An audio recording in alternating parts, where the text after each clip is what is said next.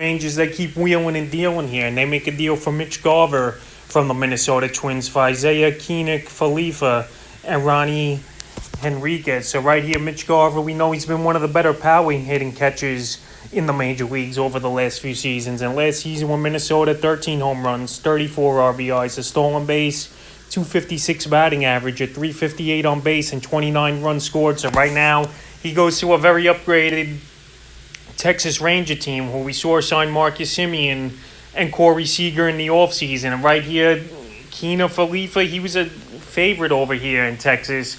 But obviously, to get something good, you got to trade something good. And that was the case in this deal. So Mitch Garver right now, he's probably a catcher I'm going to target in the middle to later rounds of your fantasy drafts. And his value is going to go up with a better lineup around him.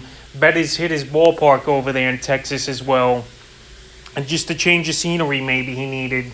And I wouldn't be surprised if next season Garver could hit maybe 15 to 25 home run range for this Texas Ranger team. So I like the move here for Texas. And they're really solidifying their lineup and their pitching staff as well with the moves they've made this offseason. Now to the Minnesota Twins things here. They get Keener Khalifa, who used to be a catcher and play all over the diamond, but now he only qualifies at shortstop for fantasy baseball. So last season, with the versatility, he was really good for fantasy. But now, with only qualifying at one position, he definitely takes a hit, no doubt about it, for his value in fantasy leagues. Last year, 8 home runs, 53 RBIs. He did steal 20 bases, which is definitely a lost art in baseball nowadays. A 271 batting average and a 312 on base with 74 runs scored. So obviously, he's going to be an everyday player for this team here, is Keener Khalifa. And right now, it's a move that's good for both teams. I think this move could pan out for both teams.